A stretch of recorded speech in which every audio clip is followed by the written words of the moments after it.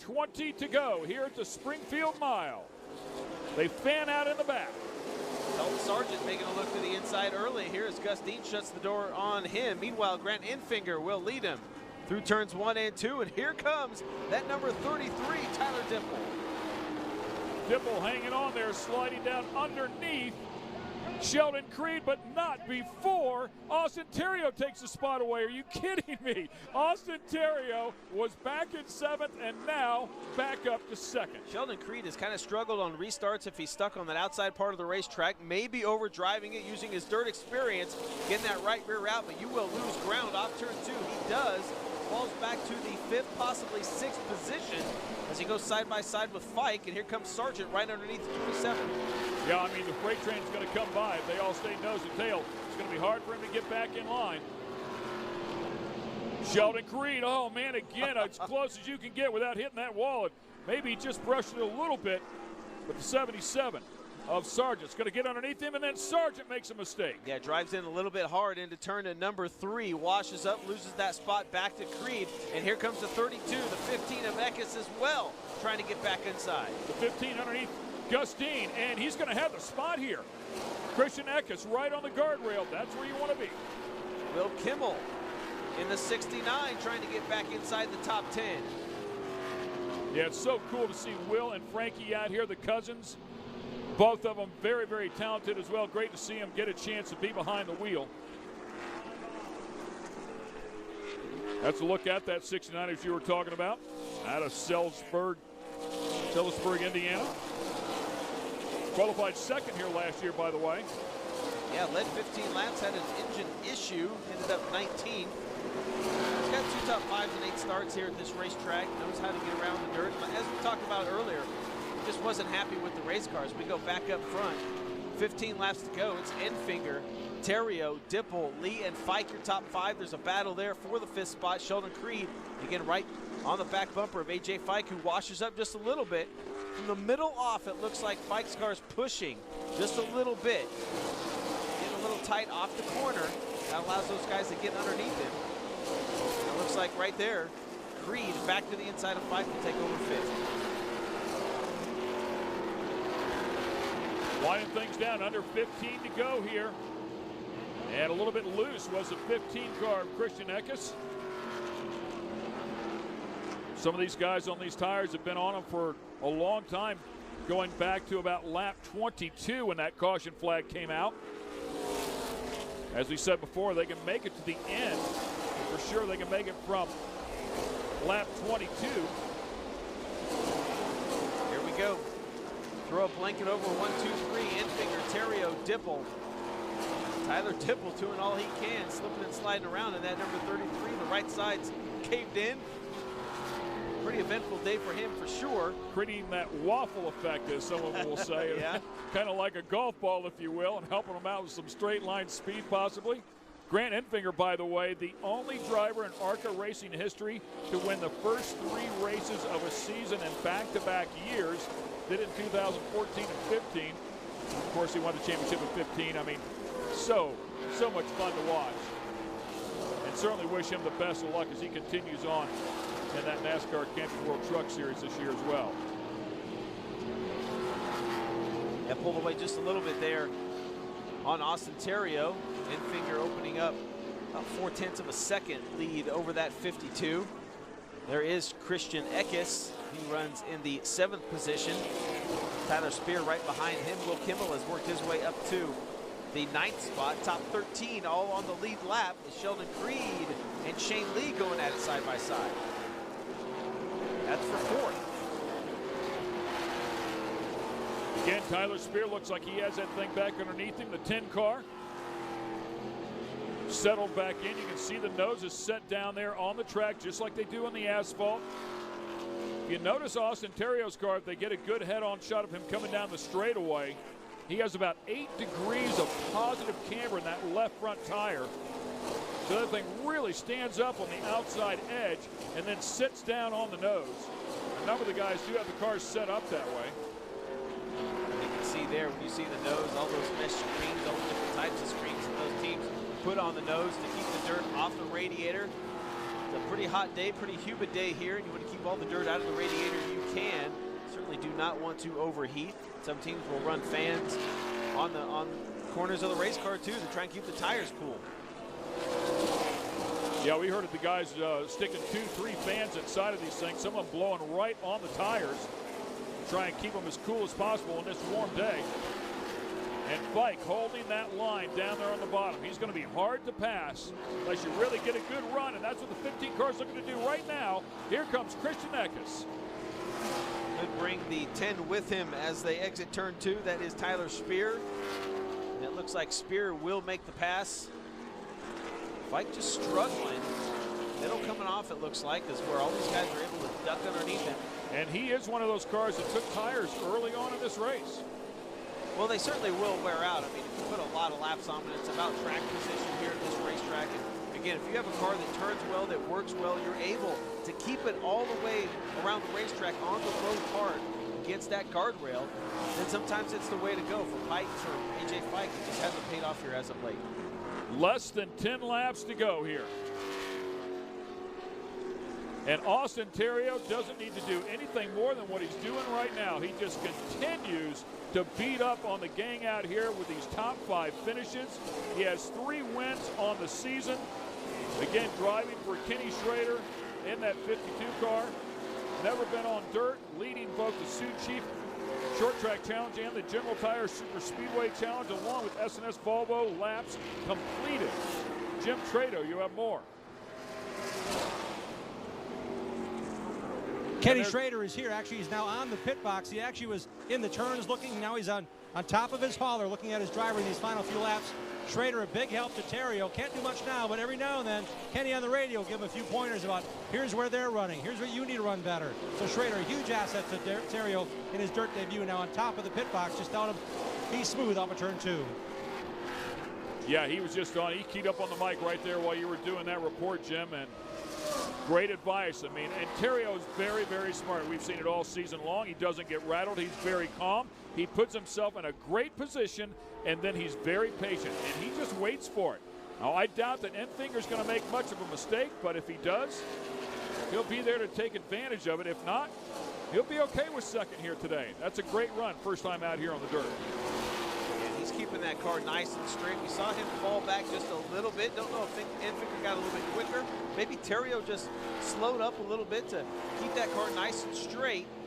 Make a run on him here with about 5 laps to go. He's kind of slowly inched his way into a little bit better spot. About 3/10 back now. 3 wins on the season, by the way, for our points leader. Kicking the season off with a win at Daytona, and then a couple short track wins at Elko and Madison. Is the 52 car of Austin Theriault. Can he get it done to the 2015 champ? The last time Grant Enfinger ran an ARCA race was Pocono Raceway, June of last year. He won. Boom, winner. Trying to go two in a row, if you will, though a year later, here on the dirt at the Springfield Mile. Austin Theriault right there. A little bit of a mistake right there out of Enfinger. He was right down on the guardrail, and that car wiggled a little bit. 3 laps to go. And all Austin can do is just get up on that back bumper and keep the pressure on. He's got to keep a little bit of air on the front end of his car to get it to rotate as well. Yeah, he's trying a little bit higher line entering the corner, trying to duck down underneath him coming off the corner. Closes right in on that back bumper off turn number 4. And just keep clicking these laps off with 2 to go.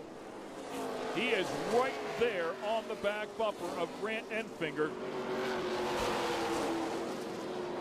Enfinger looking for career win number 16.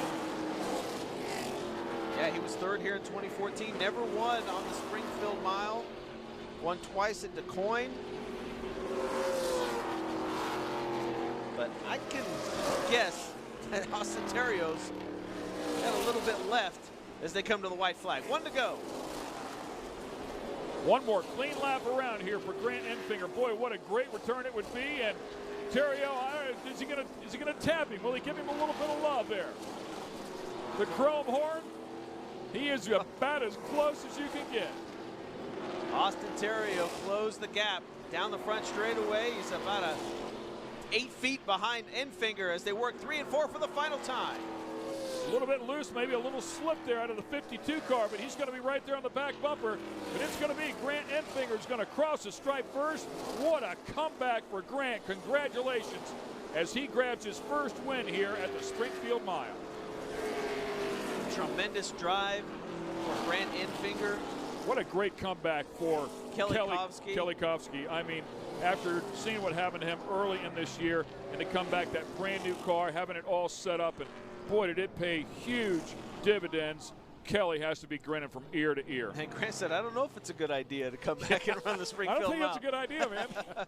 Probably thinks it's a good idea right now. And Kelly, of course, so talented, as we talked about before, both as a crew chief and as a driver. 26 ARCA starts for his crew chief with a career best of second at DuQuoin last year and third here in 2015.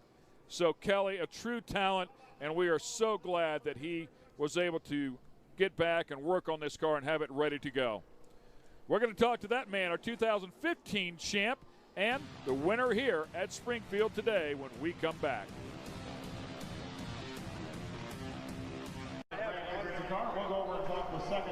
We had to work for it here today, but we have completed 100 miles here at the ARCA Racing Series presented by Menards.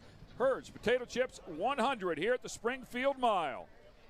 The man behind the wheel, Grant Enfinger, doing an incredible job. His first start of the year comes out here in the 2015 champ, puts it on top of the box in the winner's circle for the first time in his career here at Springfield. Hurry along, boys.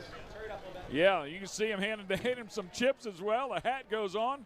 Climbing up out of the car, let's get it down to Jim Trado. Jim? Grant's got a bunch of barbecue Hertz potato chips and water and a big smile. This team, a volunteer crew put together to get this car ready for Kelly. Though things changed in February when Kelly Kovsky was injured. The driver became the crew chief, asking his friend, Grant Enfinger, and there he goes, handing the checkered flag to his good buddy, Kelly Kovsky. Special moment there. Congrats, Grant. How were you able to hold off those charges late in the race? Yeah, Austin Theriault definitely made it tough. Really, him right there in the 78, he made it really tough. I probably used up a little bit more of our stuff than I wanted to when we tried to stay in front of the 78 there, the run before that. But thanks for Austin for running me clean. Really, really special here for a lot of reasons. The first being Kelly. And we thought we lost him earlier this year. So, you know, I was supposed to be on the box, and he was supposed to be racing this one. So that's how it'll be next year.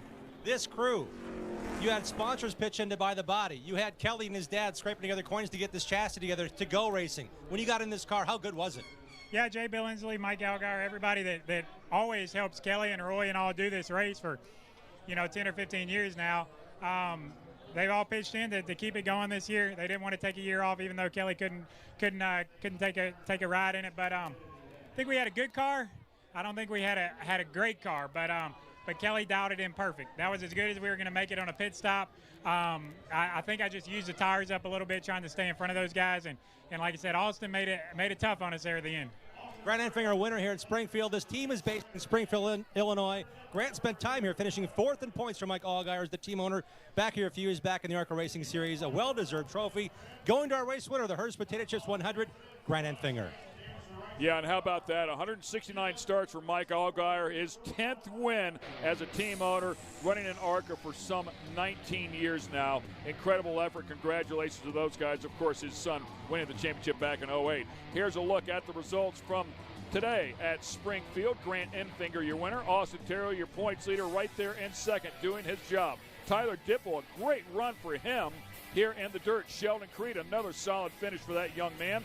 And fourth, and Shane Lee rounds out your top five for Cunningham. Yeah, career best third place finish in his ARCA career for Tyler Dipple. Great finish for him there in that number 33 for Wintron Racing. But Grant Enfinger, the class of the field here today, the veteran driver getting it done, and ends up in victory lane with a lot of Hertz potato chips on the car. Let's go back down to Jim Trader, where he's with our points leader, who finished second here today, first time on the dirt. Peeling off the rookie stripes when it comes to dirt racing, Austin Terrio, awesome run. You made that driver work a little too hard ahead of you. He said, man, He was coming. Terrio was coming. What'd you learn today that made your car so good?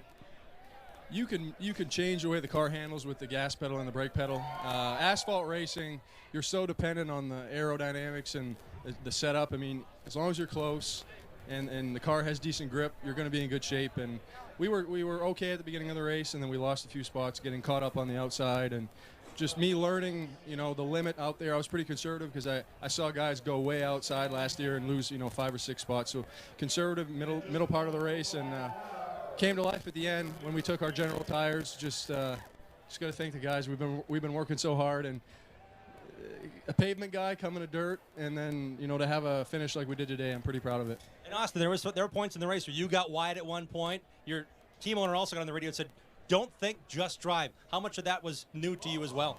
Well, Kenny's pretty harsh sometimes. Sometimes you're shaking your head when you're in the car, but he means well, and he's done it a lot, so he should know what he's talking about. Keeping it on the bottom, just marry yourself to that guardrail, because that's where you're going to have the most grip. Austin Terrio did just that, finishing second today. Our point leader extends his lead now. Great job, Austin. First time on the dirt.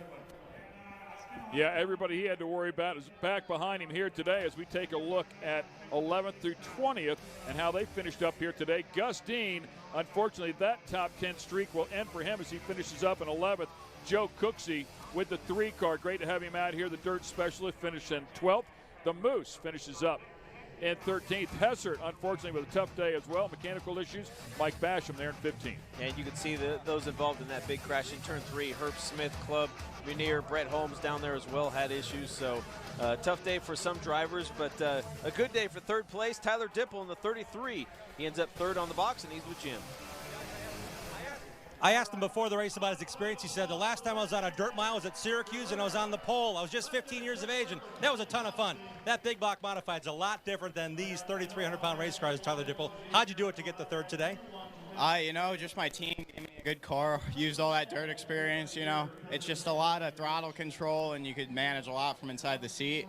And, man, it was fun out there. I feel like we passed every race car. Just twice we were involved in 2 wrecks there, had some heavy front damage, heavy right side damage, but car was still okay, manageable. They fixed it pretty good for me, so I was really happy to come home third. But I think we could have went for the win if we weren't torn up there, but I'm still pretty happy with P3. It's Tyler Dipple again, a part-timer here in the ARCA Racing Series, doing the most of it, and a dirt experience came through for sure with a banged-up race car to third. Yeah, driver Kevin Sawinski, only 17 years old now, and a great comeback after he crashed. He was in the top 5 at Toledo, but crashed at Toledo, so congrats to him to get back out here and finish up in a podium position. Here's a look at our final finishers here today.